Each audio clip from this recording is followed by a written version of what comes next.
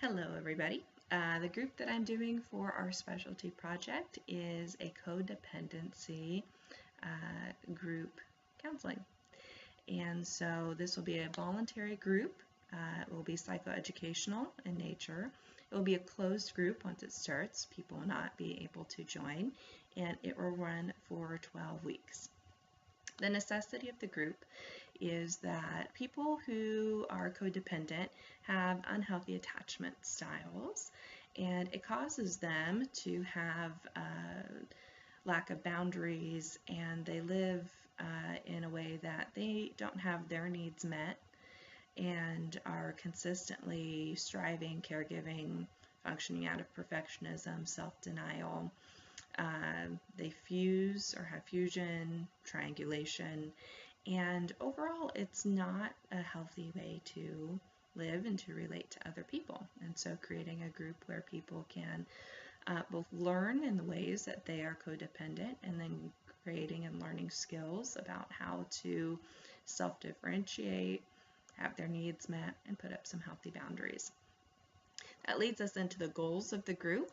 The goals would be to learn how to put up relational boundaries, how to identify what it is that they are expecting in return from their relationships, how to identify their own needs, and then how to create strategies to have their needs met, to how to self-differentiate, and how to remove themselves from triangulating circumstances. Multicultural considerations.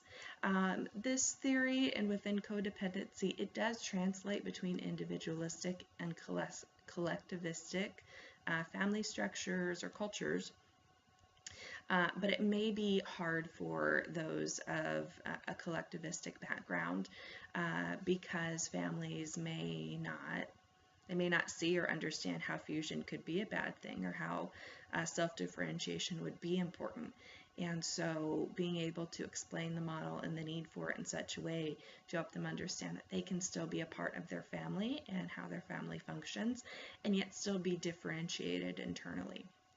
Also, any of the assessment tools you may need in screening may need to be altered slightly, as things that would be markers of codependency in individualistic cultures may not pick up or get marked in a collectivistic culture-minded person. And so maybe altering that or finding different examples in order to get a more factual read or better results. Ethical considerations, one would be confidentiality, both of the fact that group confidentiality can never be guaranteed because there are multiple people. But in addition to that, the nature of this group can attract those of domestic violence situations, those of substance use and abuse, both of intimate partners themselves, intimate partners relatedly, or family members. And so if someone were to open up during their working stage and begin to share, and it becomes quite evident that there's a vulnerable child or adult in the situation that is also in harm's way, the co-leader and the leader would need to most likely break confidentiality in order to report that. Another consideration is safety. If a member of the group, again, as they're sharing, indicate that they are in a life-threatening situation, if the abuse is escalating, we may need to break confidentiality in order to maintain safety. Relapse would be another concern or consideration.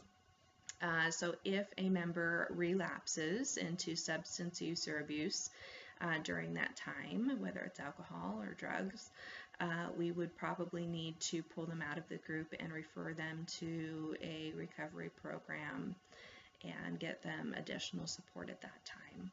And then also emotional distress.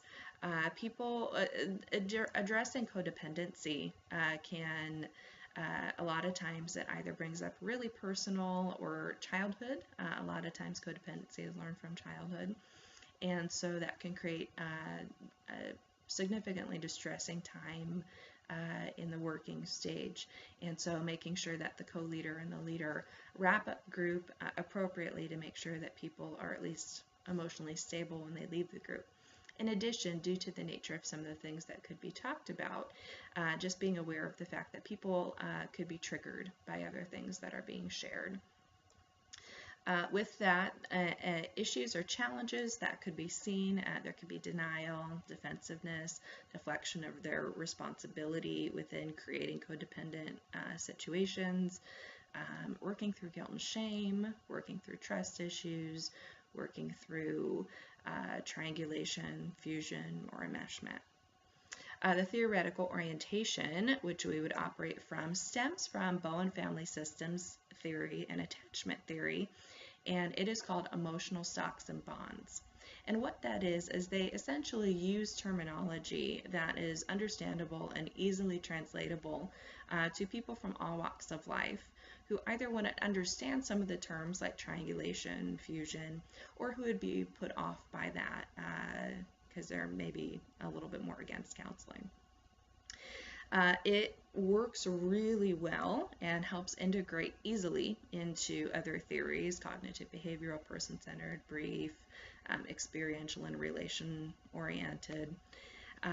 The idea behind it is that emotional stock refers to the emotional time and energy that an individual puts into an object being a person, vocation, faith. Emotional bond describes the bond that's created with that object when the emotional energy and time is invested. And so just kind of talking about that language or within that lingo. Again, techniques can be taken, and I've got them listed there. They can be taken from several different theories because this model does integrate so well. We will have a co-leader in the group simply for accountability's sake. If there are any emergencies that need to happen, it's always better to have more than one set of eyes and understanding. If the leader misses something, how one member reacts, misses a statement, that person then has the ability to catch that and then bring that into the group and discuss that, as well as helping during any transference or countertransference moments. Referrals, how we would recruit, moving on to group formation. Recruitment, referrals from private practice and agencies and school mental health counselors, college, universities, as this is an adult group. Referrals from domestic violence shelters and recovery programs, even advertisement in local Portland publications and on community boards.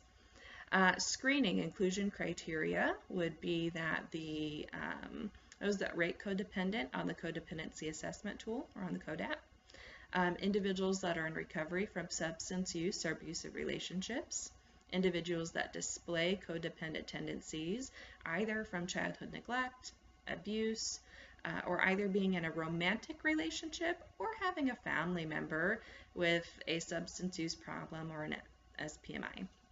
Over the age of 18 and able to commit to the process. The exclusion criteria would be that they don't rate on the codependent scale, the CODAT. If they're high risk, actively suicidal, inflicting harm upon themselves, those who are actively in harm's way, as in like if they're in an abusive situation, they're at the leaving point, this group would be helpful either for them beforehand or afterhand, but at that point that would not be most helpful to them. Those who are actively using or have relapsed into substance use, individuals who have an untreated SPMI, or individuals who cannot commit to the 12-week process. We're going to limit the group to 8 participants, and we're going to meet one evening a week for 2 hours for a duration of 12 weeks. The group members' roles are joining the group and then attending the group weekly, communicating to the leader when they have issues or concerns. Working or sharing is not required, but it is highly encouraged, in maintaining confidentiality. There you'll see the weekly topic list. It's going in and understanding emotional stocks, emotional bonds, portfolio diagramming, then processing how they have stocks and bonds and what that looks like, and that's hopefully when we're really in the working stage. Identifying their needs, and then emotional portfolio, changing it, new behaviors and strategies, and then we would end. Any potential issues during the group process formation. We might have a difficult time recruiting people. The initial stage, there could be a lack of trust and fear amongst group members, both with one another and with the leaders, and this could give cause for lack of sharing, conflict, and defensiveness. If there are any group members who have English as a second language, they might be nervous or fearful to share for fear of being misunderstood. Or people who don't really understand how their codependent tendencies, maybe they don't really think that they are and their therapist referred them, or don't really understand how what they're doing could have a negative impact both on their lives and the lives around them. In the transition stage, I anticipate that that is where a lot of potential conflict between members could arise. There could be members who are reluctant or resistant to share. The group leaders at that point may be challenged by the members to begin sharing more, opening up and processing with them more. And members may try to take sides, or they may attempt to insert themselves into leadership. The working stage, members could still be reluctant to share. Members could experience distress as they begin to share their story and explore their attachment style, and therefore some people could become triggered. Transference could take place as well as countertransference, and members could reveal that they are in an unsafe situation. Finally, in the final stage, the terminating part, with any group, but particularly with the codependency group, termination may bring up some really strong emotions of separation, anxiety, abandonment, and fear.